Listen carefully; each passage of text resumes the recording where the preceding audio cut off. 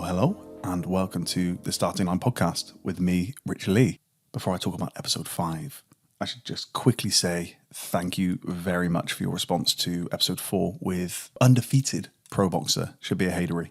An incredible story of drive, resilience, tenacity, ambition, success, pitfalls, all these things. If you haven't listened to it, go back. It's powerful, it's emotional, and I think it's an important conversation to be having. So have a listen to that one. If you haven't already, go back and listen to our episodes with Levi Roots, with Marnie Swindles, with James Cracknell. Some great ones so far. Thank you for continually supporting this as well. Again, I'm excited about where this goes. To introduce our next guest, I want to ask the question, who do Lord Sugar, Stephen Bartlett and the Spice Girls have in common? And the answer is, well, you've seen his name, is Andrew Bloch. A name that might not be familiar to you, but he is basically Mr. Black Book. He, in the UK, has worked in public relations for decades now. And if you don't know what public relations is, PR, it's one of those things that everybody's got a kind of vague idea of, but people are rarely in the know unless you have worked in and around it or know people that do. PR is everywhere. Every time you open a newspaper, every time you go on the Mail Online, every time you open your social media feed, there are the fingerprints of PR people like Andrew and like myself. There's nothing especially cynical about it. It's marketing. It's building and protecting reputations. It's saying, right, this brand, this celebrity, this entrepreneur, whoever it is, to promote them, we need to think about the audience.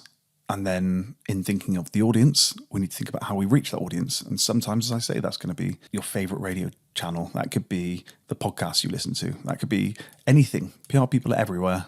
And we hope that you don't see us. That's kind of the point. So Andrew has worked in and around the industry for a very long time.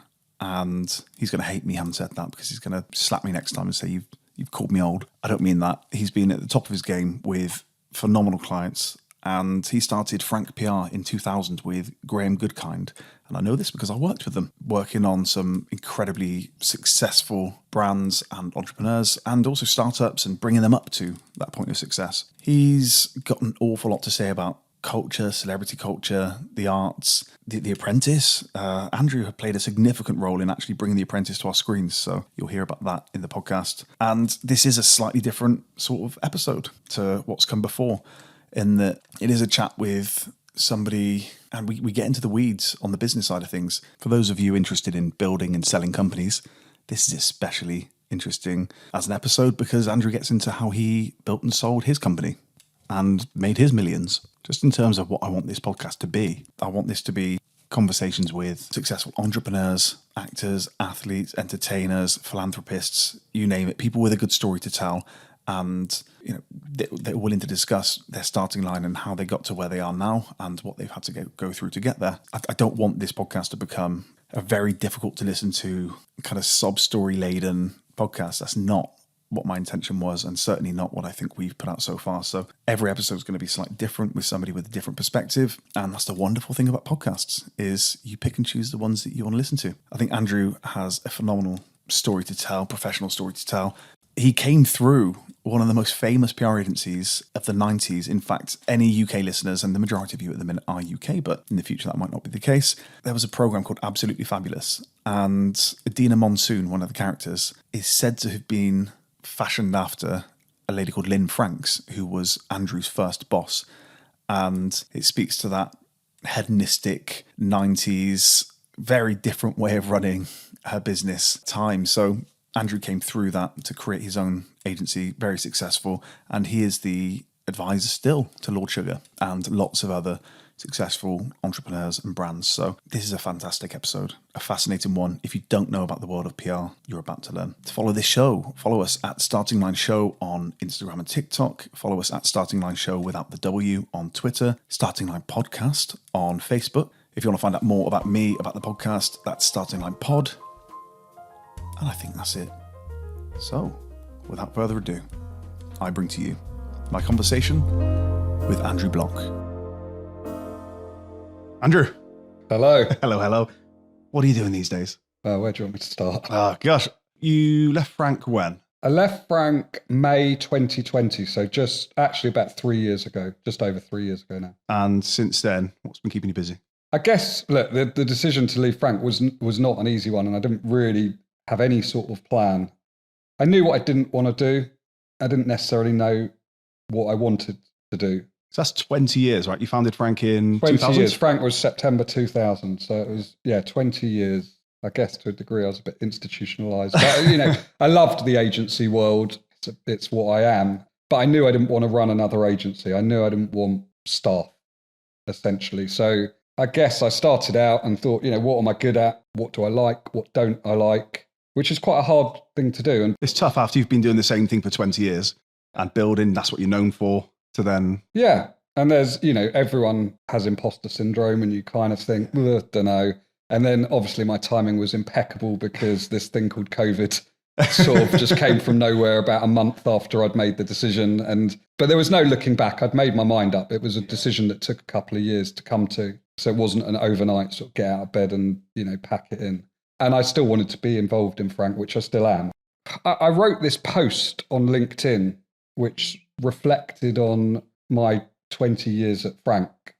And it was a really cathartic exercise. And I think one of the things that I've never really done in my career is taken the time to stop and look back. And I'm a great believer in sort of don't get too high on the highs, too low on the lows. You just sort of push through, you win a pitch, you win an award, great. Get on with the next one, lose a pitch. So I wrote this post, and in the post, I just was pretty honest. Like, I don't really know what I'm going to do. I'd like to consult, maybe sit on a few boards, maybe do a bit of work for not-for-profits and give something back. I don't really want to start another agency. And that was the sort of basis of this post. And then my phone just started to ring. I mean, literally within minutes of it going live, which wasn't the intention of why I did it. I just felt I need to tell everyone that I'm making a bit of a move. Yeah. I feel like sometimes it's just putting something out and then seeing what comes back, isn't it? Yeah. I mean, it genuinely, it wasn't designed to do that. But one of the things I've learned with LinkedIn as a, I guess, self-promotion tool, if you write about what you're doing, human psychology is pretty basic. If you're front of mind, people think of you. So every time over the last few years, I've said, just done this, just done that, inevitably someone will think to themselves, oh, Andrew could be good to help us with that. And that's sort of what's happened for the last 3 years. But I started off, the first phone call I got was a guy called Zach Cutler who ran a PR agency in New York years ago. And I'd known him through my time, actually, when we had an office in New York for Frank. And he'd set up a software company called Propel. He called it PRM, Public Relations Management. But he was one of the first people to ever recognize how technology can help our industry. And he's a really bright guy. And anyway, he talked to me about Propel, said, would I join, sit on his board? And I said yes straight away because I could see the potential of it. And he's done phenomenally well in the 3 years that I've been working with him and raised a load of money, and now was right at the forefront of AI and how that can impact communications industry. And so now you can search for media using AI on what they've written about, their tone of voice, all of that kind of stuff. So did that. I had a phone call from a guy called Lee McQueen, who actually was a winner of the Apprentice, 2014, something like that. We'd stayed in touch ever since. I'd handled his PR when he won the show. And he had, again, another technology company called Phoenix 51, which was video recruitment and assessment platform. Timing impeccable. I was just about to say, perfect timing. And I've been working with him for a few years, and that company has rocketed as well. And I really enjoy that. And then I was doing a bit of consultancy for brands that almost like I think they call it like a fractional CMO is the term, where you sort of go in, advise them, help them out. And then, I was getting phone calls on a pretty much daily basis for people sort of asking me, could I recommend a PR company? Could I recommend a social media agency? I don't know a lot, but I know a lot about agencies. Yeah. And I'd sort of built up this encyclopedic knowledge that you kind of do when you work in agency world of who was good at what and what people would be good at. So I started to sort of place brands with agencies. And then I met the CEO of AAR, Victoria Fott, and we clicked instantly. And she was like, would you come in and lead our PR practice? And I was like, yeah, sure. This sounds perfect. So I was working with big brands, massive budgets, helping them to find the right agencies. And for me, it was almost second nature that I could figure out not just skill set, but culture, chemistry, style of working, all the things that make a good agency relationship. So I've been working with AR for the last few years, and that role has expanded. So now I'm not just looking after PR, but social content, influencer, and I really, really enjoy that. And then I had another sort of chance meeting with a guy called Ben Daltis, who runs an M&A firm called PCB Partners, and M&A being mergers and acquisitions. So Ben was a really interesting guy, had a headhunting business in the technology space, very, very successful, sold his company to Manpower, made a lot of money, was pretty much retired by the age of 35 or something like that, but bored. And we met for a coffee and he was like, how do you keep your motivation? Blah, blah, blah, blah. He recognized that in the mergers and acquisitions world, the principles of headhunting were very similar. So you can either, lots of firms go to market and they try and get the best possible bid. But for an acquirer, quite frustrating because you don't really want to bid for companies. And also you don't necessarily want the ones that want to sell. You want the people that aren't ready to sell, that are maybe a year or so away, that aren't in a process. So what he started to do was go to all these people that he'd built connections with over the years, who were now the CEOs of Google, of Sage, of Meta. His black book was impeccable. And he'd say, look, tell me what you're looking for in terms of acquisitions. I'll go out and find them for you. And these would be the best companies. He was just doing it in and around tech. Yes. So he said to me, I'm seeing this blend between marketing and technology and MarTech emerging. I don't know this space. You know it. Will you come in and be a partner and lead our marketing services division? I was like, mate, like flattering, but I don't know the first thing about M&A. And he's like, well, you sold your company. And I said, yeah, but that was a long time ago. And it was one deal. And I'm by no means an expert. And what he said to me, which I've learned to be true, was, you've been there, you've seen it, you've worn the T-shirt. Actually, the skill of this job is empathy and relating to founders and a knowledge of the marketplace. He said, I can find people in pinstripe suits that are very good on Excel spreadsheets and can do all the numbers, but I can't find the people that know how to build the connections and essentially put two people together. So I said, look, I'm happy to give it a go. I can't claim that I'm super confident about it. And I took to it like a duck to water. Be honest, I absolutely loved it. Because it's people again, isn't it? It's people. As you say, it's the empathy, it's the people. And the market. So yeah, and that's the key to it. I think you've got to stay within your lane. And what I've learned, and I have taken on a few positions where I haven't really known what I'm doing because it's been outside of my area of expertise. And I've made investments in areas that I didn't really understand. And that's been a mistake. So what I've learned to do now is just stick to what I know. Now on the M&A side, I'm buying companies for, the biggest marketing services groups in the world, the biggest management consultancies in the world, and also helping to sell companies to them. And I've just loved it. I think I've always, again, I've reflect now a lot more than I ever have done previously. And what I love doing is a deal. And it doesn't really matter if that deal is making a pound or £1 million. I get that buzz.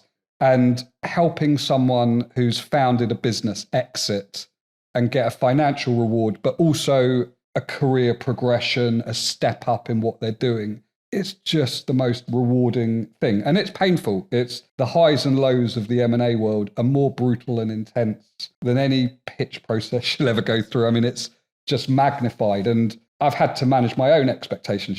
When I started and I'd get initial interest from someone, I'd kind of, think, yeah, deal done. And then you realize there's so many hurdles to go through to get that signature on a piece of paper.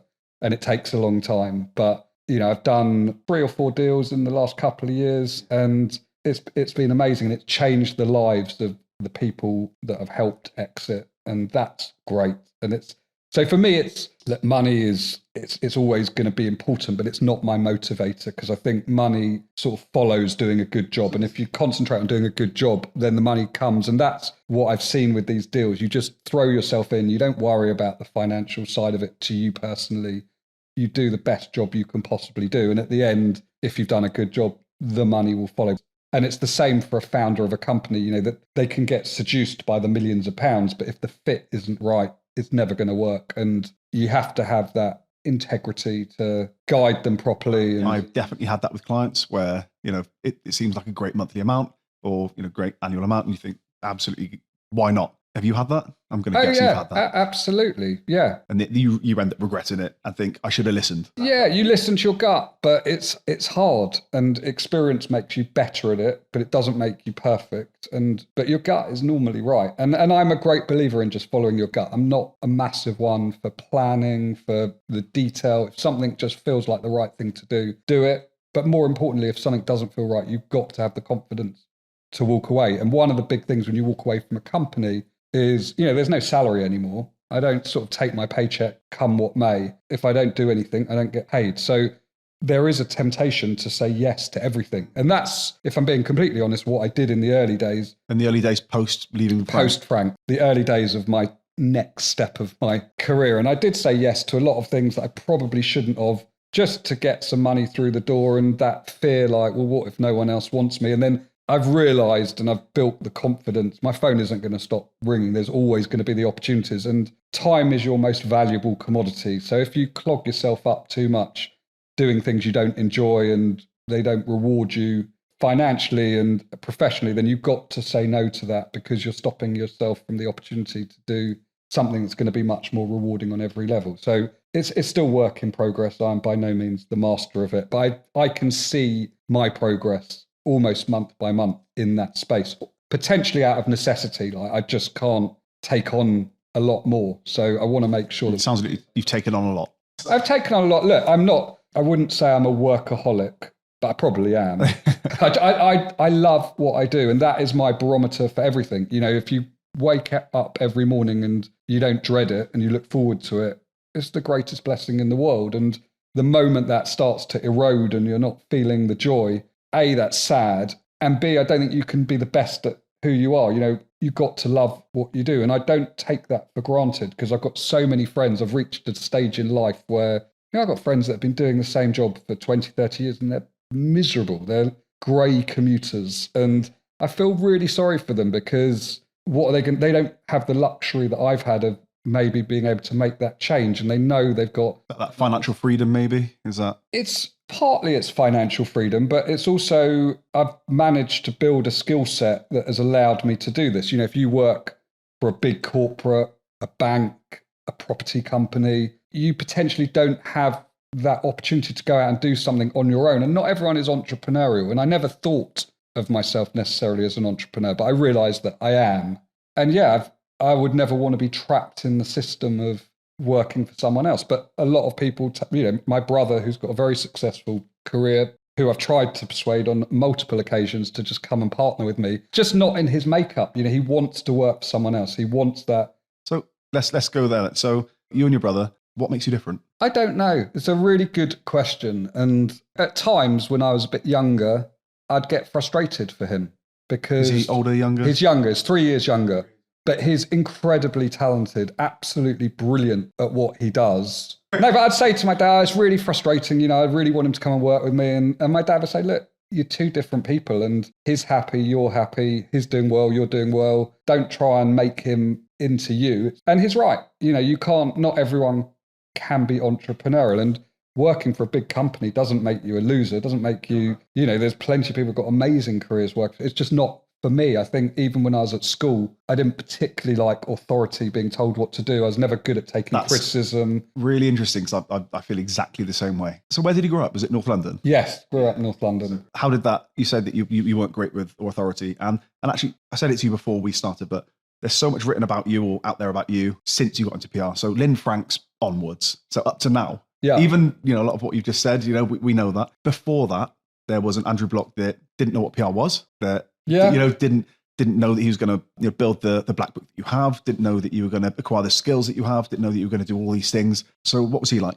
He was a great bloke. Was a great bloke. Still is. He's a great guy. No, it's funny actually. I went out last night with a bunch of my old schoolmates. We've been friends for 30 plus years. We went to a school called Haberdashers, which is like one of the best private schools in the country. Super, super brilliant people went there. People that are now leading the medical field, legal field. It's spawned some great people. I was always part of this group of the rejects, really, that weren't particularly academic, that didn't want to pursue the route or weren't capable of pursuing the route of being a lawyer, being an accountant, being a doctor. All the prescribed routes. The prescribed routes that in those days, that was what the school, if you didn't want to go to Oxbridge, they didn't really want to know. That's what success looks like. And then, last night, sat round the table, Magnus Jabber, who's the chief client officer, president, or whatever great role he has at Publicis Group, had an incredible career. You've got Matt Weiner, who's creative director at Red Torch, one of the best sports agencies out there. You've got Matt Lucas, who's done all right for himself. Oh, that Matt Lucas. That Matt Lucas. He's done okay. I think he's done all right. Mark Crendell, who used to be commercial director of Universal. You've got Jason Heller, who's a guy who founded a business called Huggle, brilliant baby shop and retailer. Kilan Dodia, Rajesh Shah, who founded Encore Venture Capital, who are behind Third Space, Mildred's, Jim Carner. We were all the complete rejects of the school. No one invested in us. No one cared. And we were having this debate because Magnus and I go back to the school quite a lot to do talks and inspire people on creativity. And the school's suddenly woken up to the fact that not everyone wants to be a doctor, a lawyer. So they've now sort of, after years of being of no interest to the school, all of a sudden, will you come and do a talk? Will you do our careers fair? I love it. And I had a great experience. And the only reason I ever really got into PR was I had an art teacher, a guy called Stuart Todd Hunter, who saw something in me. Art was always, I was creative. It was my thing. I loved it.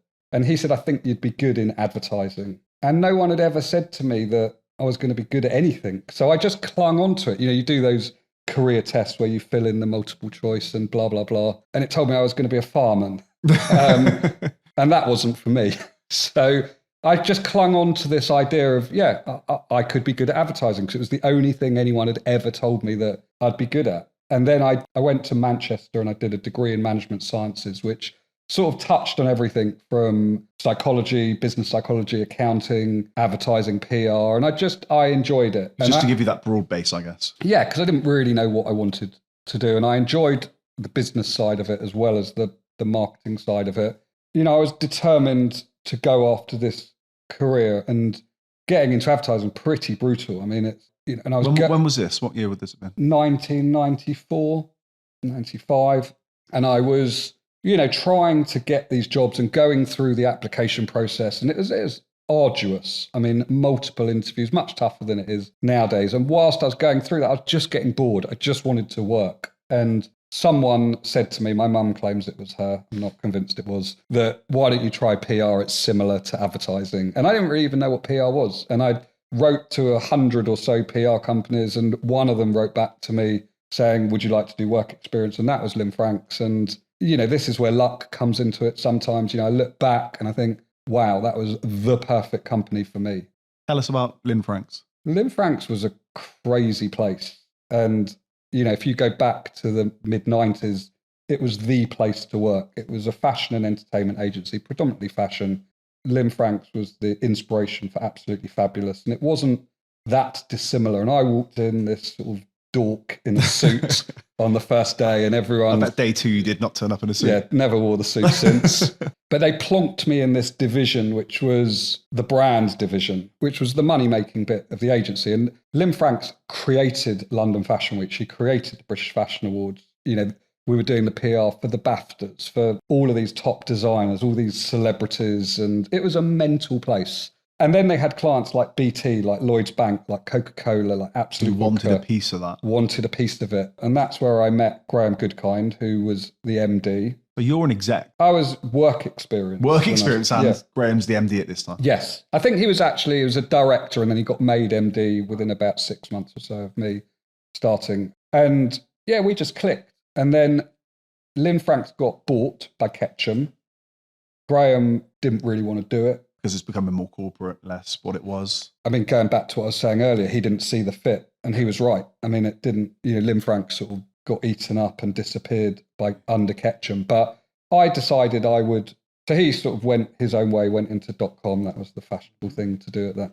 Did all right out of that? Did all right out of that. And I decided I would stay. And I got a bit lucky. I was seen as a bit of a cheerleader for Lynn Franks. They wanted to look after me because they knew that me being happy would probably impact the happiness of my peer group, which I think was true. So I got promoted quickly and I was heading up their sport and entertainment division. And yeah, loved every second of it, really. But I kind of always knew in my gut. My dad's been a big inspiration to me. And he'd always said to me, you never get rich working for someone else. And I'd say to him, I've just got a grand pay rise, or they've just promoted me to things like, yeah, great. And I was like, and he was. Is that where the anti-authority kind of streak might come in? I don't know. I mean, one of the things I did get frustrated with in that big agency environment is, and I think one of the reasons that, without sounding like big-headed, I'm good at what I do, because I understand the media and I love it. And I remember I'd got to account director level or something like that. And I was on the phone to a journalist pitching a story, and my boss, who was sat in her sort of lofty corner office, said, why are you on the phone? That's the job of exec. And I was like, what are you talking about? This is what we get paid to do, is get the results. And sure, I'm not going to be phoning, the Edgware Times with a story about knitting, but if I can place something in the front pages of the Sun or get a feature in the Sunday Times, that's where the value is. And I don't want to ever lose that, because actually that goes through everything you do. When you're advising a client, when you're putting together a creative proposal, you have to understand the media. I know you've been asked this question a million times, but I guess people that are going to be listening to this won't necessarily even know what PR is.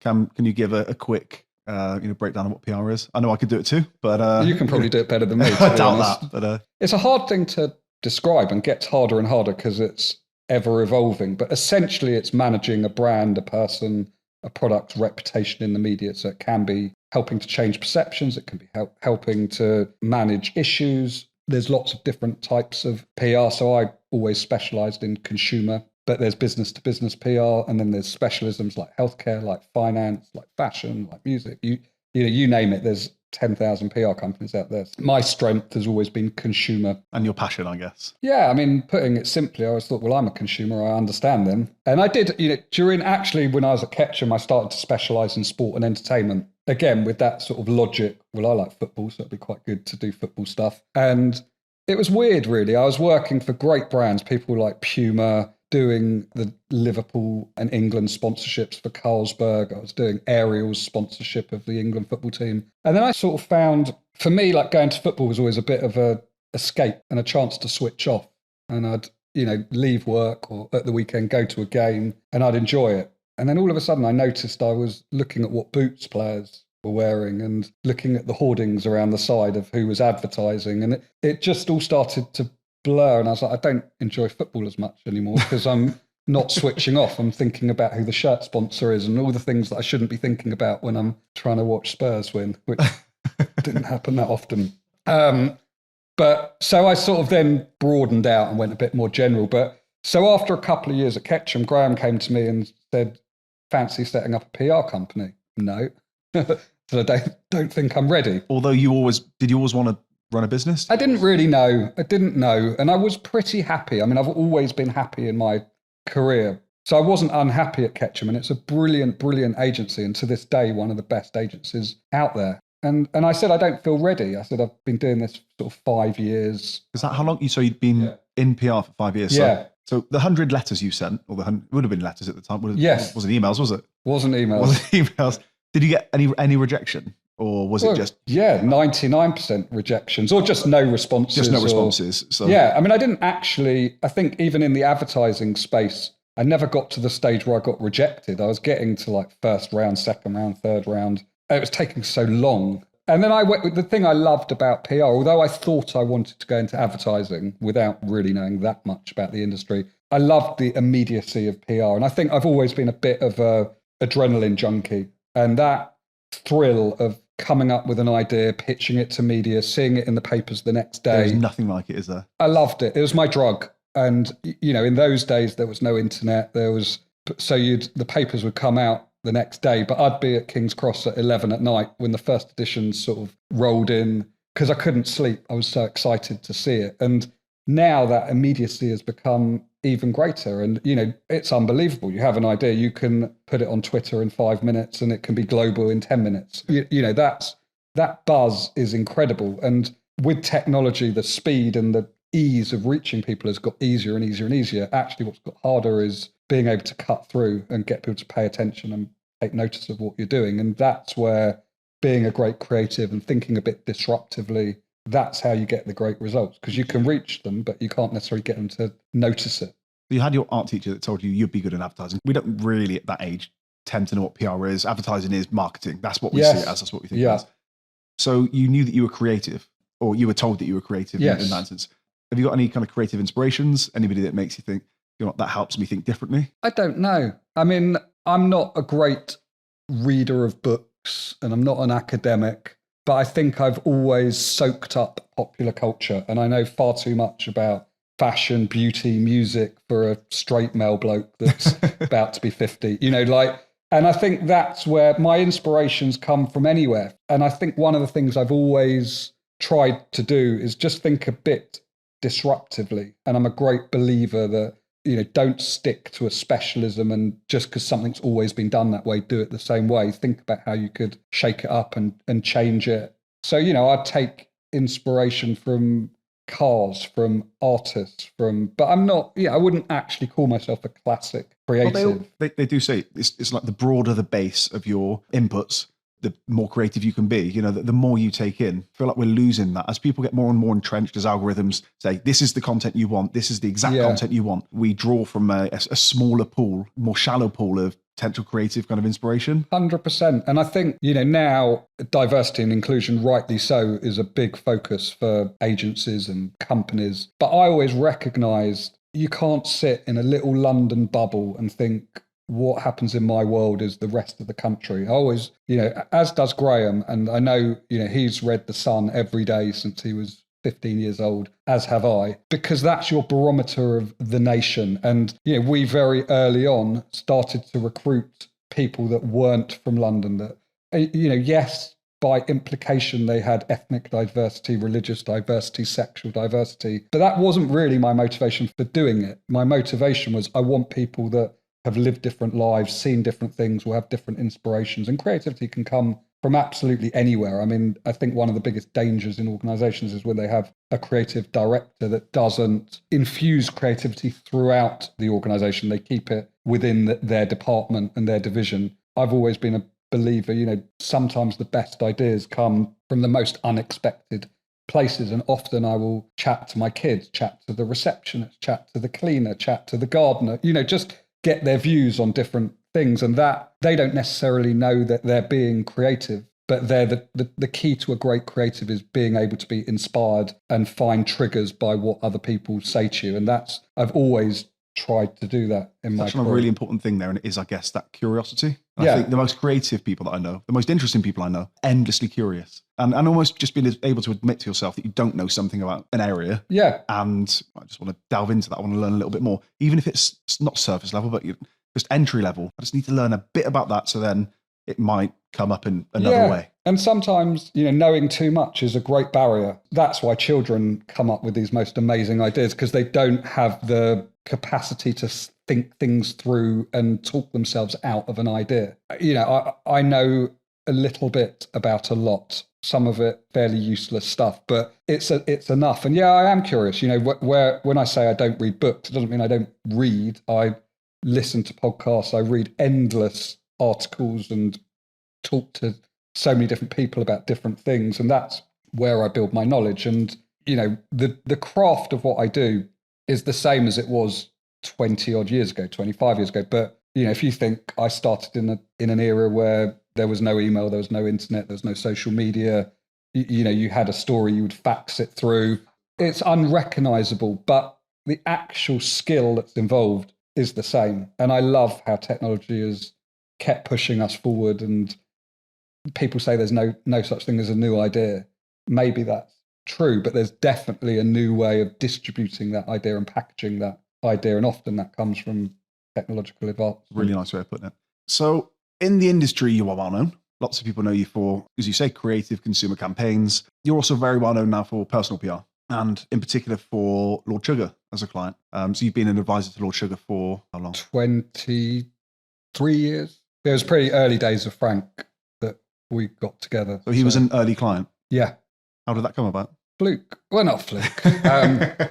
In the early days of Frank, we had investment from a marketing agency called Branded, and Amstrad were a client of theirs. And we had the opportunity to pitch for the Amstrad business. And we lost the pitch, actually, but we knew it was such a big opportunity for us. I'd never wanted to work on anything more. I'd grown up with Amstrad products and, it was just a great brand, and we were early days, a few months in. That's agency and life-changing. Yes. So we begged. I mean, there's no real other way of eloquently describing it. And I think we'd gone into this pitch and we tried to be so big and clever because we really wanted it. And the marketing director of Amstrad, a guy called Alan Hopkins, he sort of said, look, we like you, but really what we want is just someone who can, get this product on this page. We don't need any of this fancy stuff. And I don't know, I guess I've never been one to take no for an answer. And I just phoned him up and I said, look, honestly, we probably went a bit over the top because we want this so badly. And, don't go and employ some basic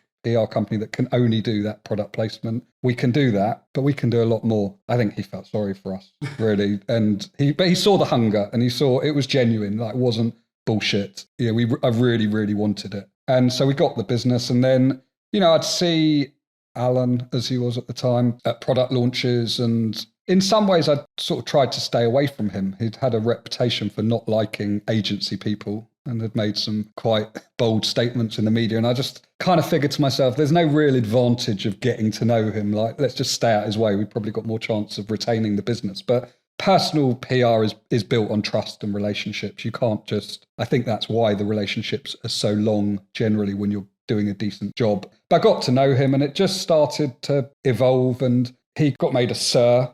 We were doing a lot of work with Gordon Brown and we were touring the country, speaking to schools. And his big thing was he wanted to inspire young people to be entrepreneurial and teach them business skills. One day he phoned me up and said, there's this show in America, it's called The Apprentice, and I think it'll be really good for me. How did you go from you avoiding him to him saying, hey, there's a show, The Apprentice? I think we just got, over time, we got to know each other, and he taught me loads about PR, actually. I mean, he's a brilliant PR man without really probably knowing that he is. And we just, it just evolved, and you started to get involved in his personal stuff. And of course, you had Nick Hewer as well. Nick Hewer, who was the sidekick on The Apprentice, actually, he was doing his PR for years and years and years. Lord Sugar's a very, very loyal person. If you do a good job and you don't do wrong, he will stick by you. And Nick had been doing his PR through the flotation of Amstrad, loads of things. And Nick was retiring, and that was where our opportunity came in. And so Nick was sort of in the early years when we were doing Amstrad stuff, I guess Nick was still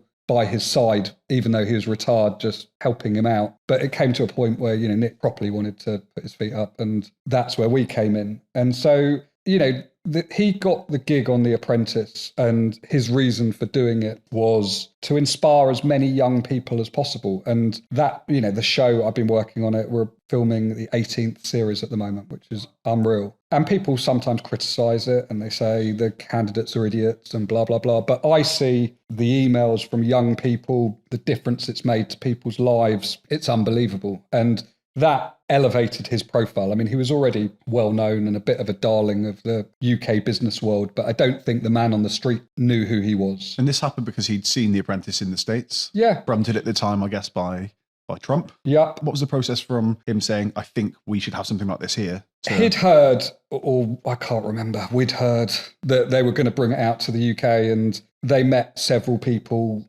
and he got chosen. See. Yeah, I mean, look, he is that show. It's been a massive part of his life. One of the things he'd always said was in America, the show had done really well. Then they sort of mucked around. They started to muck around with the format and in a way make it a bit more Big Brothery. It was, just tinkering with it and doing different things. And it just never really managed to find its feet again. And they had different presenters. They had a celebrity version. There's been Schwarzenegger. There's been all sorts of people involved in that show. And Lord Sugar always said, I don't want to change the format. When the viewing figures start to decline, if they start to decline, or, it becomes unpopular, then we'll play around with the format. But actually, it works. So let's not muck around with it. And he's obviously got quite a lot of power over the show being at the centre of it. And he's always resisted. The only real change was after 7 years, it went from being a job for him to an investment from him. And that made a big difference because actually when people were getting the job,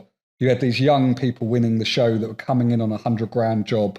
And it was annoying everyone else in the company who was on half the salary and they'd sort of had their nose out of joint a bit. And B, it was hard to keep them motivated because these people were naturally entrepreneurial and wanted more than £100,000 job. And so they changed the format so it became a £250,000 investment from him. And that's really, it's been a brilliant part of my career because I've got to manage each of those people and help transition them from being, essentially TV personalities into credible business people. And I've never got bored of it because every single person is different. Every business is different. And they've had varying degrees of successes, but some of them have gone on to huge, huge success, built brilliant companies and, more importantly, inspired thousands and thousands of people that they can do it themselves. And that's great. So you work with every Apprentice winner from a PR advisory perspective, a management perspective. You say that you've given much the same speech to each of them about what to do post-show and how to act, and the opportunities to take and not take. What's a version of that speech? I guess the confidential version or the principles of that speech are, these people have been on a 12-week show. They're in the public profile. They're getting invited to the opening of an envelope. And it's all very exciting. But ultimately, if Lord Sugar's got it right, which inevitably he does, he's chosen the people that want to build businesses, not to be famous. And it's trying to shift their mindset to not being distracted by the premiere of this, the launch of that, and to actually focus on their business and become famous via their success as business people. And they can be a business personality at the same time, because I think that's part of any great business is having someone with a profile, and they have a huge advantage in that they've just had 12 weeks exposure on primetime TV, 10 million people watching them every week, rooting for them. It's like the best head start for a startup you could ever get. But they see the other contestants who are going on the game shows and the reality programs and probably making better money than them initially. And it's trying to advise them on taking a long-term view. And it's like anyone that goes on a TV show, whether it's The Apprentice or Love Island or Big Brother, any agent or PR person in the world can get you £5,000 to turn up at Faces nightclub or £2,000 to hold a can of something in the air and wave it to the Daily Star. Not difficult to do that. The great agents, the great PRs will build a career for longevity. And that's about deciding to do the right thing and not everything. I guess it's hard when, as you say, you see all these people doing all these things and you think, why isn't that me? What, that should be me. You know, I want to be in the papers. And they've just had that buzz, as you say. Yeah. And it's hard. It's a come down. It's also, the media write about you very differently when you're on the show versus when you're not on the show. But, look, I've got years of experience of doing it. I actually, yes, my paymaster, if you like, is Lord Sugar, but I'm totally invested in those winners. So his agenda is the right agenda for them, is the right thing to be guiding them. And I have to build their trust as well. I don't repeat back everything to Lord Sugar. He doesn't need to know it, doesn't want to know it. He trusts me to keep them on the right path, which generally I have done. I think trust is such an important part of those relationships, those personal PR relationships. And as you say, it does lead to that longevity.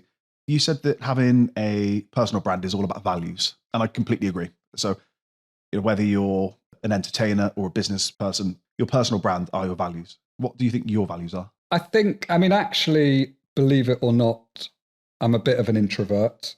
So you're not ever going to see me sort of driving a Ferrari and on a super yacht, kind of giving it large. I like to hide behind the people I'm representing and the work that I'm doing. I think I'm also pretty open and honest, not in a rude way, but I'm not a great believer in mincing words. Your agency was called Frank. Exactly. And that was all about, being open, honest, no bullshit. And I think that reflected, that's why we called it Frank. There's no great mystery to it. It was my values, it was Graham's values, and we still hold them true and dear to this day. Look, everyone uses the word authentic. It's a bit of a cliche, but you have to be yourself. You can't pretend to be someone else. And a strong personal brand will come through if it's believable and it's authentic. And I don't know, look, one of the benefits I have is I know how to build it's not even building my own personal brand. I know how to communicate. Other people in other industries, very successful CEOs, whatever, don't necessarily have that skill set. And quite often they'll employ an agency or a person to write copy for them for LinkedIn or to do video stuff for Instagram or whatever it might be. And it just, to me, it doesn't work. If it's not someone's true voice, if they're not getting involved, engaging themselves personally. If you look at Lord Sugar, everything he does is him. I probably could pretend to be him and write like he writes and speak like he speaks, because I know pretty much what he's going to say, but it's him. And that's why it works. You might not like it, but what he stands for, and what you see is what you get. And that's what a strong personal brand is. I don't know what people's perception of me would be from the outside in. It's quite hard, and I've never really stopped to think about it. But I'm just myself, and I will never write or post or talk about anything that I feel uncomfortable about, or I would cringe reading it back. I try to remain humble, because I think that's my personality. I mean, you never go out and say I'm humble, because that's a real knob thing to say. But genuinely, I'm not a sort of in-your-face flash type of character. And I say it as it is. And I also am a great believer of, if you haven't got something positive or nice to say, don't say it at all. And I will keep my gob shut on lots and lots of things I have an opinion on, just because I don't believe in spreading negativity. Or so I'll try and be a bit of a cheerleader for the industry, for creativity, for great business people. But it's genuine. It's not. You have to, if you want praise to be recognized and received, it has to be used sparingly and at the right times. And I've believed that when I've been running my company. I believe that today. So, when I shout about things that I'm excited about, that I've achieved or others have achieved, it's from the heart, and I mean it. And I don't do it for everything, because then it loses its value. You said you don't like to obviously say anything that isn't positive or constructive. Let's say constructive as well. What you've just touched on there, and possibly longevity of personal brand and things like that. Authenticity can sometimes equal longevity, as long as there's talent, hard work, all of these things in the mix as well. I think it is possibly important, though, that if somebody's listening to this, and comparison is a thief of joy. That's a saying we hear. We're bombarded on social media with that person's richer, funnier, better looking, in better shape, all of these things. That person's personality. I'm a big MMA fan. You get fighters that come up and they feel like they have to be the next Conor McGregor. They have to be the next controversial person. So they almost put a hat on that's not theirs. At the risk of it sounding negative, it's important to possibly speak to people that might be listening to this that are thinking, I want to put that hat on because I think that'll get me more followers, or that might, that might help me from an immediate success perspective. Whereas what you're just saying there is, it's about being truly yourself, if you can be, and not worrying about all those people, but the draw to attempt to emulate. Yeah. You have to do it in your own way and your own style that you're comfortable with. And, one of the things with Frank, we recognized, or just knew inherently from a very early stage of the company, there's thousands of PR companies out here. We need to be known for something. We have to make people look at our brand and know what they're going to get. And so I hid behind Frank for 20 years, although I was a voice. You couldn't really separate me from Frank. Largely, I was speaking about the work of the agency and the work that we were doing rather than myself. But we stood for something. And that's really, really important, I think. And you can't emulate other people's style. I remember speaking to Stephen Bartlett actually a couple of years ago, and he built Social Chain into a phenomenal company really off the back of his personal PR. Stephen said to me, he realized very early on, rather than have a new business department, he would get a film crew to follow him around 24 hours a day, 7 days a week. And he did that, I think he said to me 2 years, nonstop, 7 days a week, 24 hours a day, film crew with him. And look, he's incredibly charismatic and bright, and it works for him. I could never do that. But that was his version of... It's really growing up out loud as well, isn't it? Yeah. So different people do it in different ways. And I think the younger generation, without the, sounding like too much of an old fart, they're much more comfortable in front of a camera and talking about their emotions and their personal life. And people are fascinated. People buy people. It's as basic as that. So if you give people a bit of an insight into your life and how you think, they're going to relate to you much more so than any company. Even if you take the biggest brands in the world, you can still think of the CEOs behind them and how their values reflect on the company's values. But for me, I use different channels in different ways. So if you go on Instagram, you'll get a glimpse of my life, but it's not super personal. And I'm not telling you what I'm having for breakfast and taking a selfie every time I go out. It's used sparingly. But I'm not a robot. I do have a life outside of work, not much, a little bit. So you want to give people a bit of a window, but you look at some of the biggest and best personal brands out there, everything about them. You know what their bedroom looks like. You know where they have breakfast. The way I've always talked about personal PR to potential clients is, if I'm a journalist and I've got two businesses and I see this business over here, charismatic founder, he's got a lot to say, he's willing to talk about these issues, and this business over here, absolute wallflower, I'm going to choose the one that's got something to say. And as you said, you think of your virgins, you think of Microsoft, you think of Bill Gates, Apple, you think of Steve Jobs, all of these people. And that's not an accident. I've always described PR as, I want you to think something, but I want you to think you thought it. Yes. And you have also said that you like making people famous and successful, but you like doing it behind closed doors almost. Yeah. So it's taken the idea of making that person famous and successful, but without almost the footprints being visible. You just got to find a way that you're comfortable doing it, and you can't replicate someone else. You got to put your own spin and your own twist on what feels right for you. And the reason why I would say, I'm quite a good self-publicist is because I just do it in a very, I'm not doing it to self-promote. It's just natural for me to talk about the work I'm doing, to celebrate the work of others. I mean, and then it brings other work, right? That's but why I'm not really doing it with any sort of mission or business objective.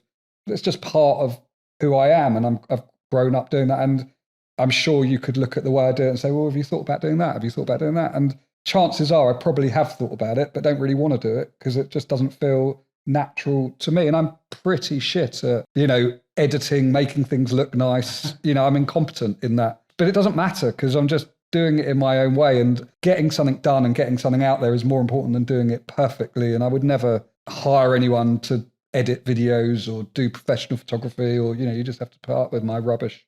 Self is bad lighting, poor grammar. That's me. Why do you think you do like making other people famous, successful? I think it probably goes back to the buzz of seeing results for people. And I believe everything you do has to have a business objective. I'm not a great believer in fame for fame's sake, PR for PR's sake. It has to lead back to something. So whether it's a personal brand or a company, or I guess I get my buzz out of seeing them be successful, seeing them evolve, and that has an impact on me because the better they're doing, the more work I'm getting. But I just enjoy it. I mean, I enjoy giving back to the industry. It's just part of who I am. I think we're a pretty sociable. I don't know. It's a good question, and I don't really know if I know the answer. But I just enjoy it. I enjoy being successful myself, and I enjoy helping other people on their road to success at the same time. You said you enjoy being successful yourself. What is success? What does success look like to you? Success for me, it's as simple as being happy and enjoying what I'm doing and enjoying life.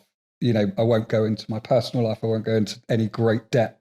But I couldn't tell you where I'm going to be professionally or personally in a year, in 5 years, in 10 years, and I don't care. I've embraced uncertainty in all aspects of my life. But my barometer of whether things are going well or not is, am I enjoying it? And am I feeling professionally motivated? Am I personally motivated? And the answer today is yes. And if the answer tomorrow is yes, that's good. But one day the answer will be no. And that's where for me, what I've learned in life is if something's not right, you change it and do something about it. And I've got no time for people who are glass half empty and negative, and we're all in control of our own destiny. And I'm not saying a change has to be like a dramatic overnight thing, but you have to be self-conscious and aware of what makes you happy and take the steps to get you there. And that's a journey often. It's not a flick a switch, but you have to be in tune with what it is you enjoy and what motivates you and what your buzz is. And look, there's elements of it that there's business elements, there's financial elements, they all sort of come together. But if you're not happy, financial freedom, personal freedom, all these things are irrelevant. It's the greatest wealth. It's simple. The greatest wealth you can have is your health and your happiness. And that's my barometer. And it served me well. You asked me to give you a 1 year forecast on my business. No chance. I mean, I can tell you what's going to happen in the next few weeks, and that's about it, really. And that's fine. I mean, that's okay. I mean, not everyone works like that. Some people need the process, the steps to follow. I'm very self-motivated. I'm very capable of just getting done what needs to be done myself without the need to follow a roadmap or a plan. But ironically, I spend a lot of my time helping others put that in place because not everyone has that ability or the confidence or the vision to know where they want to be or how they're going to get there. So I enjoy helping people get on the right path. How do you find balancing doing all the many things you do and being a dad? Challenging is the truth. And I think one of the downsides of running an agency for me was it was relentless. And because your son's 19, your my oldest is 19, yeah. And you started Frank 20 years ago. So you started an agency and had your first child. Well, not quite.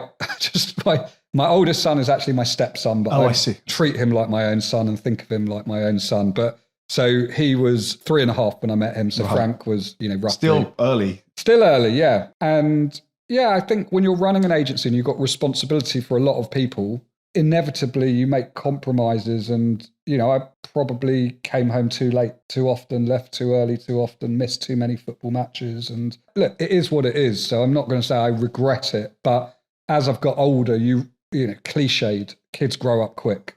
I mean, they really, really do. And I'm an adult now. And not so long ago, we were running around the park and, playing with Lego. And I kind of made myself the promise that when I stepped back from Frank, the flexibility that it gave me, I would use that to ensure that I didn't miss the football matches and I didn't miss the school concerts. I was at every parent's evening.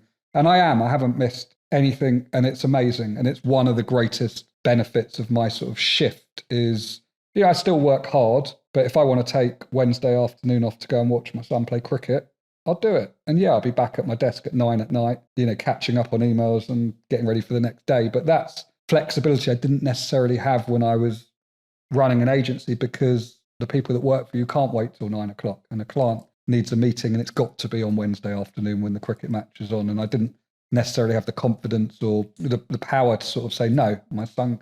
And, people who work with me now, when I first started, I was almost a bit embarrassed. I was like, I can't do Wednesday afternoon. And they're like, come on, we need to do Wednesday afternoon. I was like, sorry, I can't. Now I just say, sorry, I'm dad Wednesday afternoon. And I think people really respect it. I think they do. I think the last few years have brought a real change. Has, yeah. Post-COVID. Yeah. I know it's hard to put it to a single point, but when that kid walked into the room when his dad was giving an interview live on TV and his mum came in to drag him out, I think of that as a bit of a flashpoint, a bit of a change, as to how people think about, okay, the world's changed. There is working from home. Yeah. There are responsibilities. We are, there is this duality, you are professional, but there is that personal. I think people are a tiny bit more forgiving now. Yes. They are. The need, and because maybe they always hoped that we'd do the same back. Yeah, I think one of the positives that's come out of COVID is it's forced people to reflect on their lives. And is there such a thing as work-life balance? I'm not sure it's the right term. It's just how you blend everything together and make it work for you. But it's, actually one of the sad things, I think, is I've seen, especially in the last year, people, reverting back to the old ways. And I've always been very precious of my time. Even pre-COVID, I would be conscious that, if I was having a meeting, to have it in my office would save me 2 hours of traveling to someone else's office. And that was just the way I thought. You said earlier on, time's the most important thing. It's the one thing, it's corny, but you can't get it back. It's the most valuable thing. Yeah, so use it sensibly. And I'm also, not afraid to say to someone, don't really want to do lunch or haven't got time to go for lunch, because I'm not interested. It could be a 10-minute conversation. Obviously, there's a time and a place, and sometimes you can't replicate face-to-face interaction, and I still do that. But COVID taught me that you don't need to be on a plane, a train all day long, every day, flying to all corners of the world. That's what Zoom's for. Sometimes you do. But so, yeah, it's slowed everyone down a bit. And I think it's made people more empathetic to people's lives. And it's been a massive benefit for me. The amount of time that it's given me to take the kids to school, pick them up, schlep up to university with a million suitcases in my boot, all the things I wouldn't have had time to do or would have, got someone else to do, I'm there for. And it's great. Whether the kids know it or notice a difference, appreciate it, I've got no idea, but I enjoy it. And I'm sure they will after the fact as well. I don't care if they do or they don't. I mean, from a selfish perspective, I enjoy it and I get a lot of pleasure from it. And, the truth of it is we can work from anywhere now and we can be flexible, and slightly different for me than for someone that's sort of at an early stage of a career. But I guess I've earned that in some ways. Decades of work gets you there. I mean, was your dad the sort of person to be working away quite a lot? Yeah. No, my dad was a proper grafter. He was a import-exporter of toys and garden furniture, and he spent a lot of time in the Far East, which I guess, even if he was doing the job today, he'd still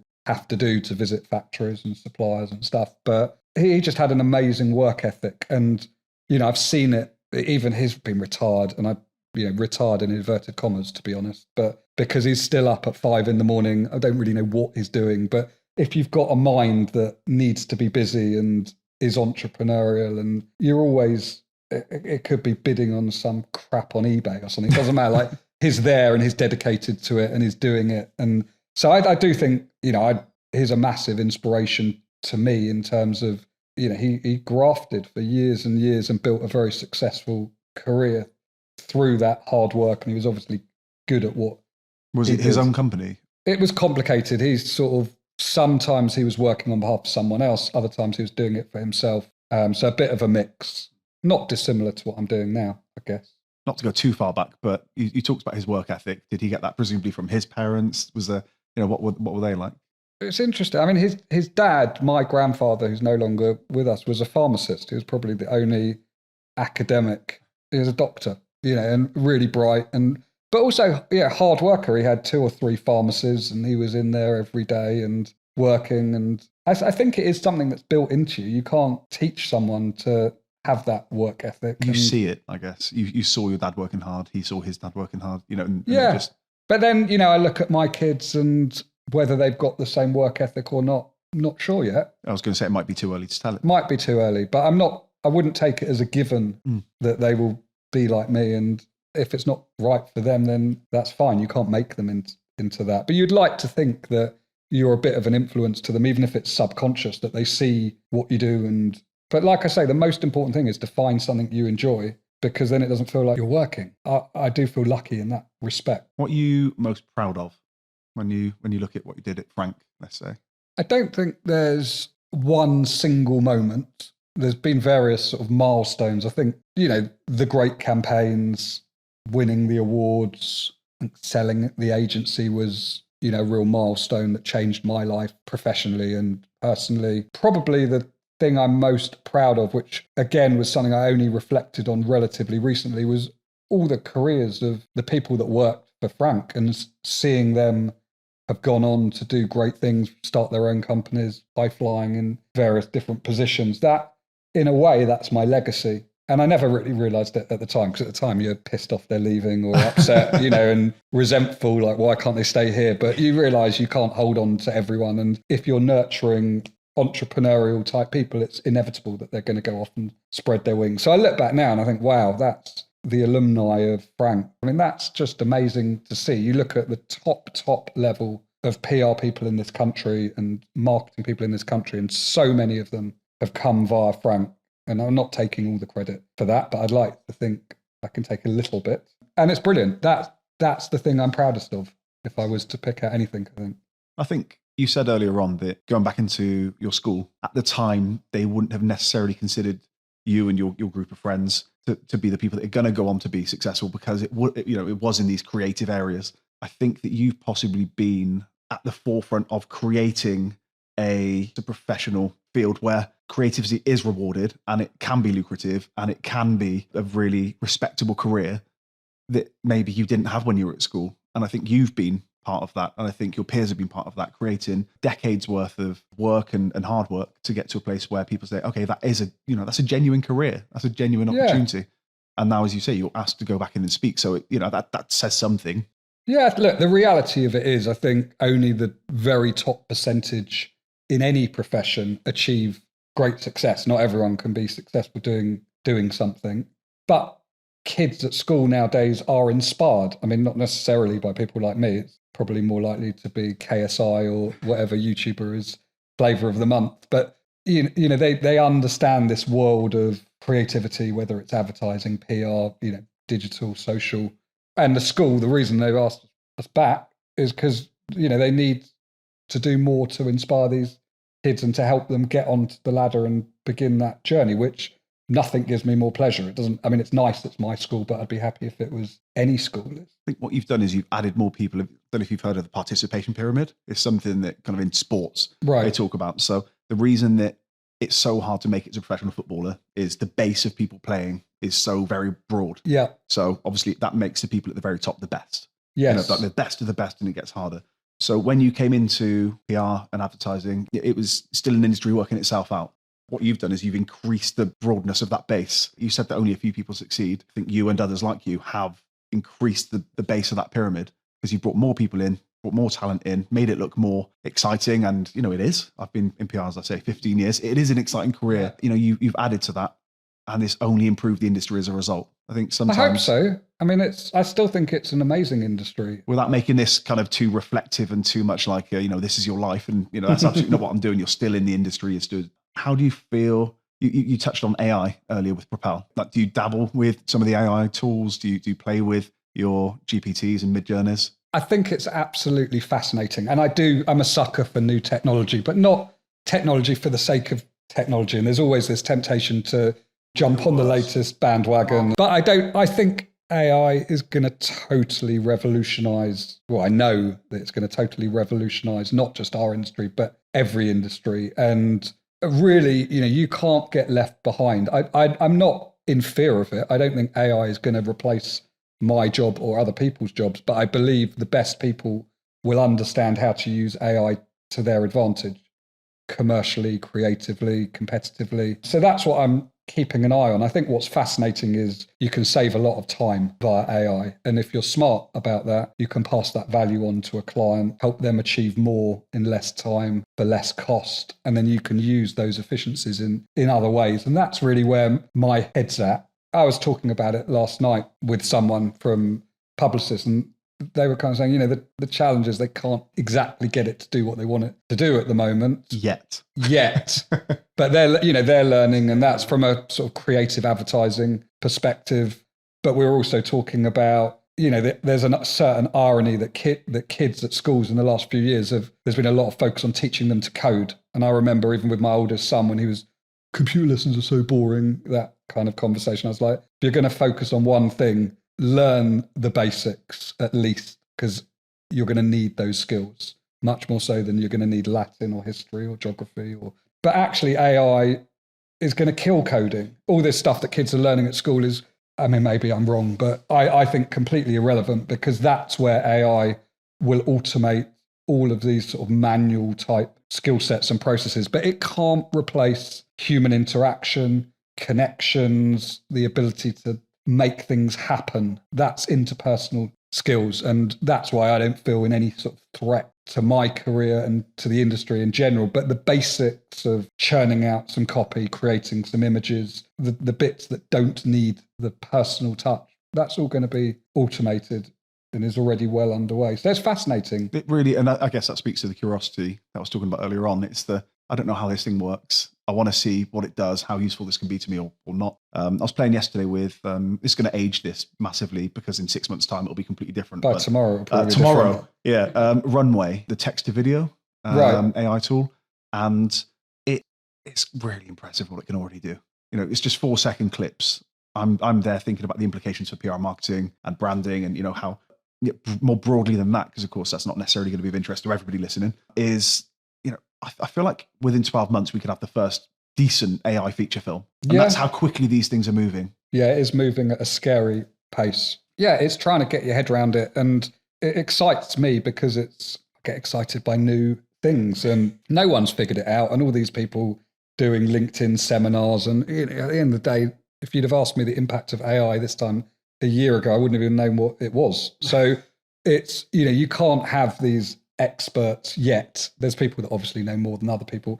The smart people are just trying to look at it from what they do know and where it could go, but thinking about it in terms of commercial and business implications. And we shouldn't be scared by these things. We should embrace them and use them to our advantage, because technology isn't slowing down. I've said that you spend 20% of your time, or you try to spend 20% of your time helping the charities, other organizations. Me stepping back from Frank was not retirement, but it was about a change of pace, and it was about a change of direction, and it was about, I don't know, the next stage of my career. And I felt very strongly that I wanted to give something back, and I'm constantly asked to help people, mentor them, and of course, you want to help everyone, but you don't have the time to help everyone. So I tried to, in a way, taking the inspiration from Alan Sugar of The Apprentice was a vehicle to go from inspiring thousands to inspiring millions.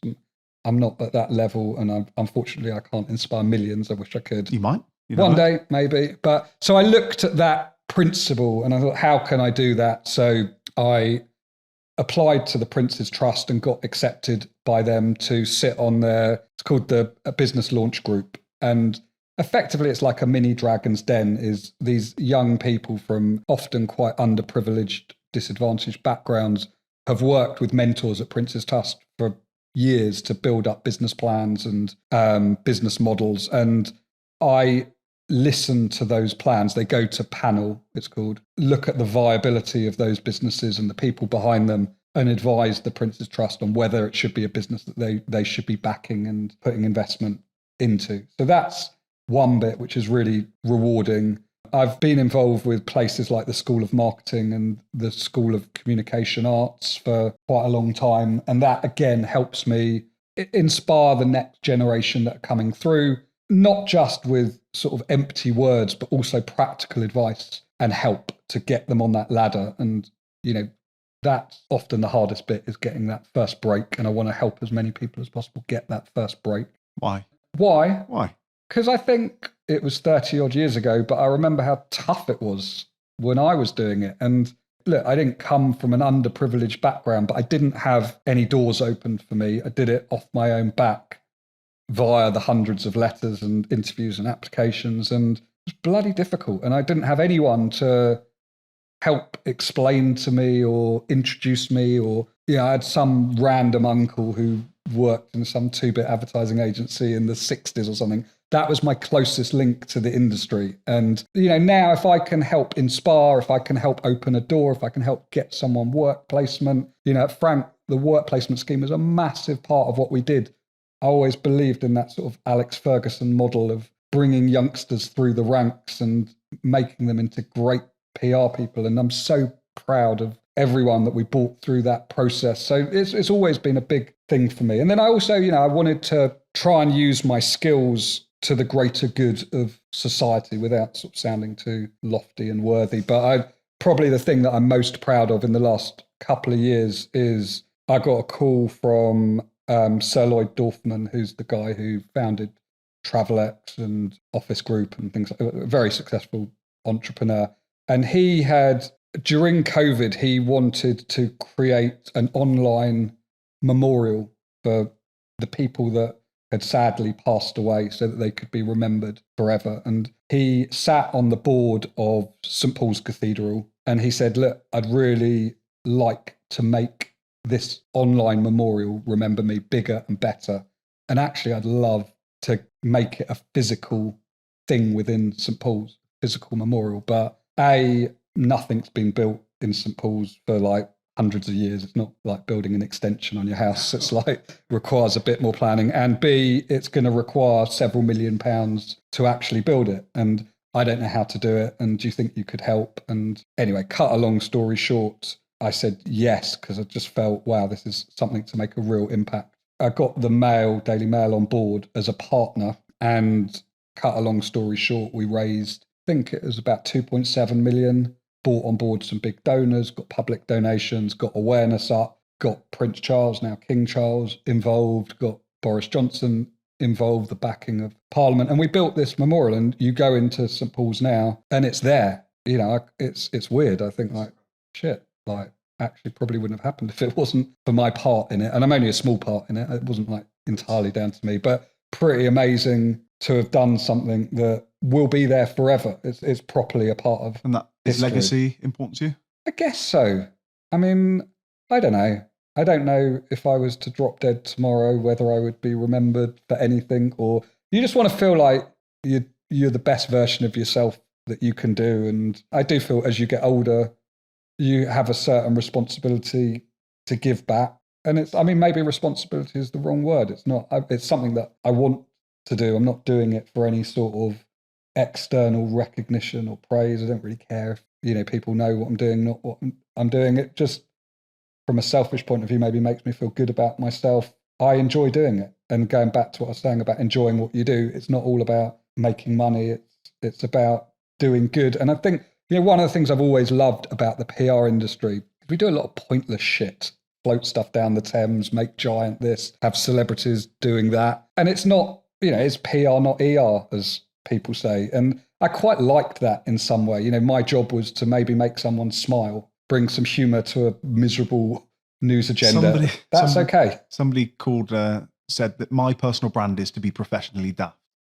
And I'm like, okay, I'll take that. If that's what you think of me, that's what you think of me, because I'd sooner make somebody smart. We're an interruption at the end of the day.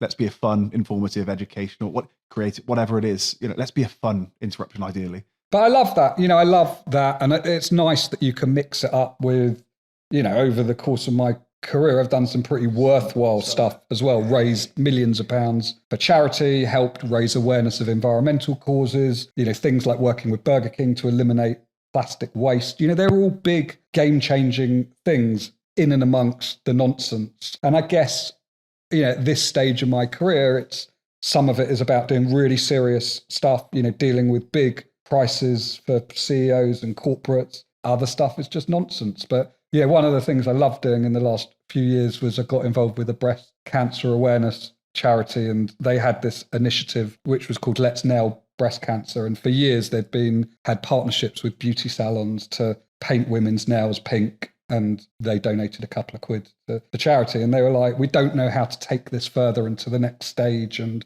so I said, well, it's not particularly interesting. A woman wears pink nails, no one looks twice. Why don't you get men to paint their nails pink? That's going to be a bit more noticeable. And they're like, really? Never really thought about that. I said, okay, well, let's start it off. I'll get some celebrities to paint their nails pink. And, so there's some really good sports, and Claude Littner and Callum Best. It's that disruptive thinking. You touched on it really early on. You said, okay, you're doing this. Let's disrupt that ever so slightly. Let's take something less obvious. Let's go down a less obvious path. Exactly. And the best. So then I spoke to Ronnie O'Sullivan, who's been a mate of mine for years. I said to Ronnie, like, would you ever paint your nails pink? And he was like, yeah. Layla, his fiance, has like been saying for years I should do it. I said, would you ever wear it in a tournament? And he was like, yeah. So anyway, he painted his nails pink. And the beauty of it was, it was so noticeable because, TV cameras are on his hands the whole time. And it wasn't really but B, every single commentator, broadcaster, journalist had to explain, why has Ronnie got pink nails? So naturally, they were saying to him, why are your nails pink? And he was saying, I got approached by breast cancer charity called Future Dreams. They asked if I'd do this to raise awareness of breast cancer and the issues of it affecting women and men. And yeah, got so much publicity, raised so much money. And that for me, like, I didn't get paid to do that. It was about helping someone do something, but using that sort of creativity. I wasn't a fundraiser that was rattling a tin like lots of other people, or going to corporates and begging for money. I was using my skill set to bring awareness to something. And that's nice, but I'm not Mr. Purpose. I'm not Mr. Not-for-Profit, but to mix stuff up. And that's why now I like doing bit of creative stuff, bit of corporate stuff, bit of everything really, because that variety, I have a relatively short attention span and like doing lots of things at once, and having that sort of mix of everything that kind of fits together, but all uses my skill set is, I think, what's made it easy to do that. The reason I asked why, in terms of why you thought, want to get to giving back, it was to draw out, we're talking to people from, all different kinds of backgrounds. And you said, you're not from this, incredibly unprivileged or, lacking in privileged background, but it's what you can do with where you start from. And what you've done is you've taken your skill set, you've taken, your interests, your art teacher kind of given you some sense of, oh, okay, I'm good at that. I could do that. You've taken that and look at the impact you've had because of, where you started from and the money you've had to raise, the careers you've started, all of those things. I think that's, I guess, what I want to do with this is it doesn't have to be a bleeding heart. I started with nothing. And of course, those are some incredibly inspiring stories sometimes too. But I don't think it starts and ends there. I think there are people that are doing incredible things who just think that bit differently. And I want people to listen to this and feel, it sounds corny, but to feel inspired and to feel like, oh, look at what I could do. Okay, if I just work hard, if I put the time in, that's it. It's like nothing comes easily, but look at the impact you can have. And I think that's why, as I say, that one question is why. That's what I wanted to try and draw out. Yeah, no, it's really, it's interesting. I've never really thought about why. From a selfish point of view, I enjoy helping people. It makes me happy. And like you say, look, I've stumbled into something that miraculously I'm quite good at. And if I can help other people have the same sort of enjoyment out of their career that I've had, amazing. And yeah, I do. I look back on my early days trying to get into the industry, and it was difficult. And, obviously some people have it more difficult than me. One of the things about coming from a comfortable background is you can afford to do a work placement and not get paid for a few weeks. Some people don't have that privilege, and it's great that companies now are recognizing that and helping them, either paying them for the work experience or helping them fund that work experience. I was lucky. I was living at home. My parents were supporting me. I was earning money of my own. I've been working since I was 12 years old. But actually, when I was about 15, 16, I got a job selling timeshares. Funnily enough, a few of the people that I was out with last night, we all were doing that during our school holidays, and then made really decent money. Like it was the best.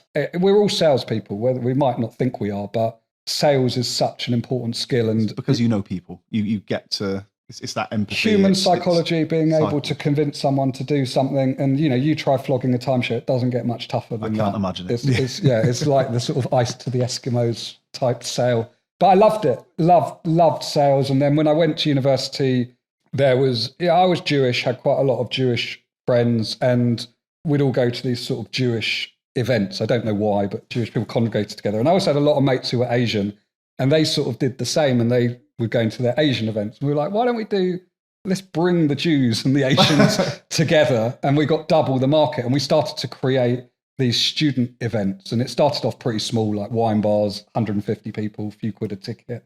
By the time I left university, we'd done a deal with the Hacienda. We were selling out 2,500, 3,000 tickets a week. We had everyone from like Judge Jules, Boy George, Carl Cox, DJing. It became like this massive thing. We were never making a fortune because there was about 15 of us in this consortium. Right. Okay. But I look back and I think, wow, that was really entrepreneurial. And we did deals with like Haagen-Dazs to give out free ice creams, and Smirnoff was sponsoring all the vodka shots. And I think, how did I ever know how to do that? But we just kind of did. So I was earning really good money. And actually, when I started at Lynn Frank, one of the first things I worked on was these nightclub events for Cherry Coke. And everyone was like, how do you know what to do and how to set up a cloakroom? And I've done this for years. And I think they thought I was a bit mental. And I was still doing all the student nights and, after work, going out and handing out flyers till 2, 3 in the morning. And then once a week, we had this event. It was at the Emporium nightclub. It doesn't exist anymore, on Kingley Street. And it was called Poor Millionaires. It was the student night there. We're doing that. I think it's every Monday or every Tuesday. I can't remember. And so I was, once a week up till 4 in the morning, every other night up till 1. And then you just, I guess, age catches up with you, or, as it got a bit more serious with work, I was like, I can't fucking do this anymore. I'm exhausted, like absolutely exhausted. So we sort of packed in the nightclub venture. I could have been the next Peter Stringfellow, but would you have wanted to be the next Peter Stringfellow? No, I loved it. And the 3 years we did it when we were at university was brilliant because it was all our mates and it was very community orientated. Brilliant. And then when I left university, we carried on doing it. And I had one mate who was doing a 4-year degree, and I used to go and kip on his floor and stuff. But it wasn't the same. I sort of, because all my mates had left, and it was like... So did everybody fall away from it? I just didn't really enjoy it. I enjoyed it when it was almost like I was hosting a party for all my friends and lots of people that weren't my friends. A couple of other thousand people. Yeah. And then when it was people I didn't know and stuff, it just sort of... And then when I was doing it in London, I just like, I don't know. And I also recognised, I can keep doing this till I'm 23, 24, 25, but I'm not going to be running nightclubs when I'm 30 years old or 40 years old. It just wasn't my thing. So, and the PR bit came along. But I'm talking about being creative, talking about artistic ability. Are you artistic? I love modern art and street art and street culture. And I've got an A-level in art. I wouldn't say that makes me Banksy, but I'm okay. I mean, when I was younger, I was an aspiring graffiti artist with my group of friends. And was this the same group of friends or a younger? No, actually my sort of wrong group of friends. So there was a handful of us, and we used to go out and tag sides of buses. When would this have been? We were like 13, 14, and we were decent.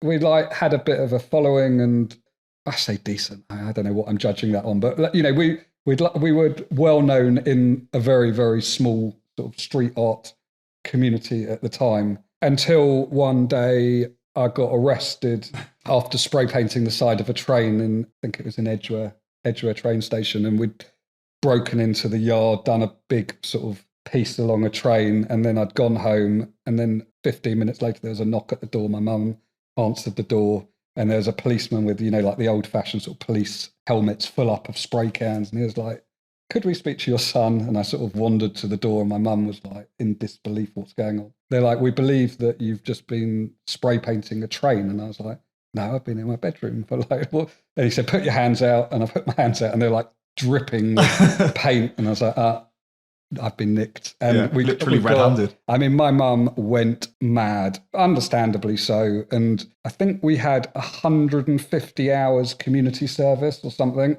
So all of your friends got caught as well? We all got caught, about 5 of us. And we spent every weekend for about 2 years cleaning road signs and every weekend tidying up roundabouts. Yeah, we had, I think it was 150 hours community service. It was like, that was the end of my graffiti career.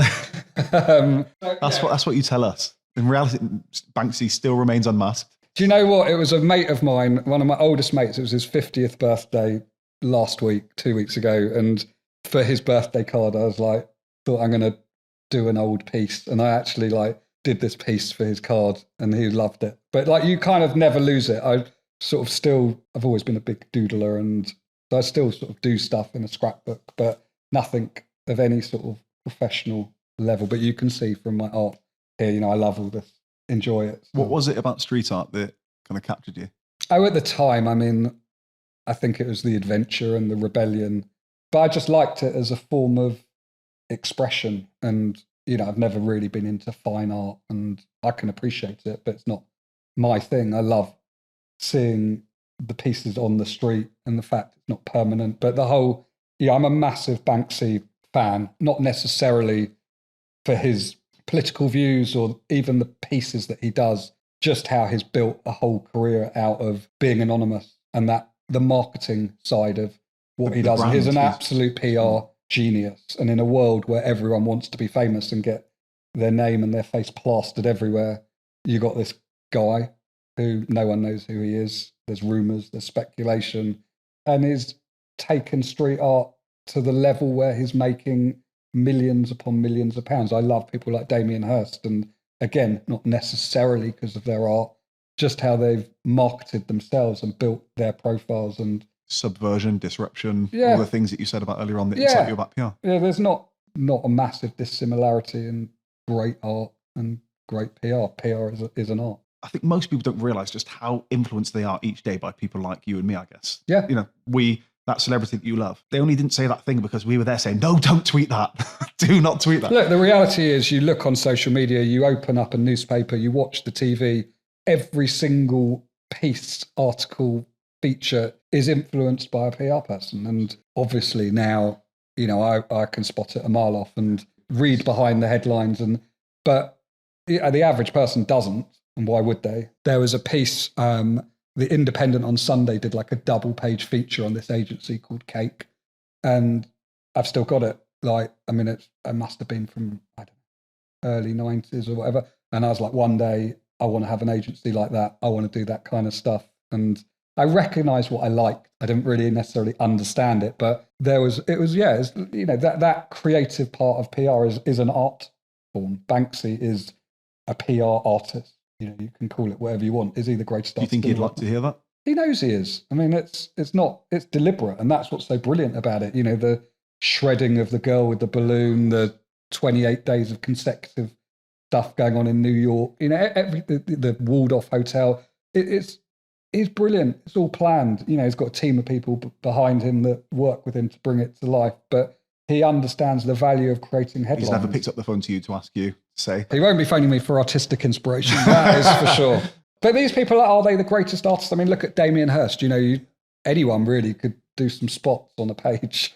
But the value of that and the perception of the perceived value of that, and it's all about brand. But that's the world we live in. Why do you buy a Rolls Royce versus a Mini? They both get you from A to B, but the Rolls Royce says something about you and is a reflection on your character. And obviously it's more expensive, but the way that it's been able to achieve a premium is by a brand, same as, luxury watch brands, streetwear brands. Essentially, they're all just bits of clothing, bits of cars, beauty products. But what differentiates them is the brand and the value that someone attaches to that brand. And I think that fascinates me. And I'm a sucker for it. It's as much as I understand it, I buy into it. I think what's really good is there'll be people listening that might not have put these things together. So I really appreciate kind of putting it from A to B. It's like, okay, that's why you want to buy a Rolls Royce.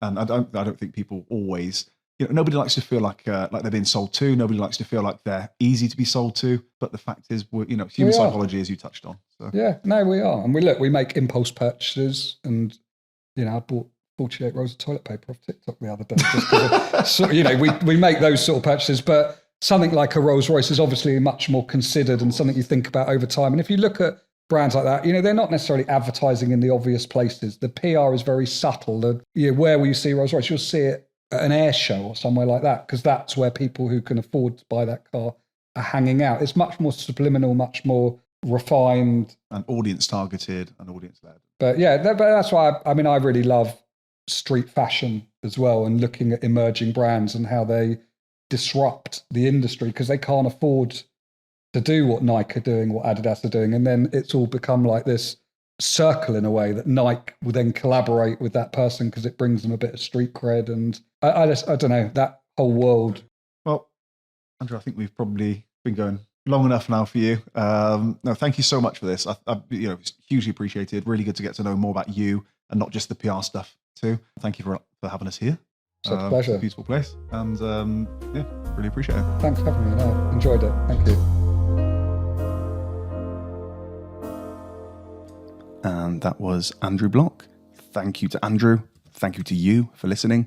Thank you to you for the 5-star reviews. I don't know if you know this, because I didn't before I started doing this, but the reviews are key to getting it up the charts, to getting out there, to getting the guests heard. So those 5-star reviews algorithmically help this podcast reach more people. So thank you for those of you doing that.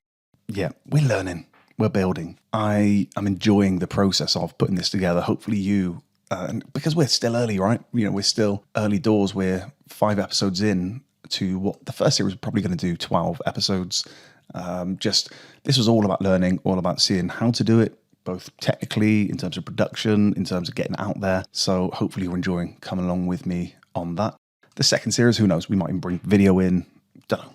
But either way, I'm enjoying this. I'm really, really looking forward every week to getting these episodes out there and getting that feedback. So please keep getting in touch. Send me messages on social media. That's Starting Line Show on TikTok and Instagram, Starting Line Show without the W on Twitter, the Starting Line Podcast on Facebook. You can email hello@startinglinepod.com. Get in touch. Talk to me about the kind of content, kind of guests that you're keen to hear from. And if we can make it happen, we'll make it happen. It seems like people are receptive to this. Guests are receptive to this. I think that the idea of really talking to somebody different each episode, and we've had very different people so far, people with different starting lines. I don't just want this to be me trying to find the people with the worst backgrounds, the worst upbringings. This is not about that. It's about what those people have done with where they've started and what different perspective they can bring to it. I think, for me, this is an interesting episode because it's speaking to somebody that works in my industry, in PR. And PR is a very strange place for me to have ended up. I mean, I was a personal trainer first for a couple of years and then found my way into PR because of the recession, actually, in 2008. And that's 15 years of doing this. And I just had my daughter. I was 18 when she was born, so 20 when the recession kind of kicked in. And my clients basically said, "You're quite expensive." And I mean, I wasn't super experienced at the time either, so I didn't feel like I could ride it out. So I needed to find something a bit more stable with a bit more structure. There was a job ad. That was how that happened. The job ad in the paper, would you believe it? And I was the first employee at this agency, and I didn't realise that PR, public relations, being what it is, it's. I think when I wrote my book, so Myths of PR, when I wrote that, it was in researching for that I found out that more people were privately educated that work in PR than were privately educated and work in Parliament, if that makes sense. I hope I've got that out right. What that means is it's an industry where lots of people get into it, and typically they've got very, very different upbringings to me. I mean, if you want to hear more about me in that way, I guess, there's the trailer.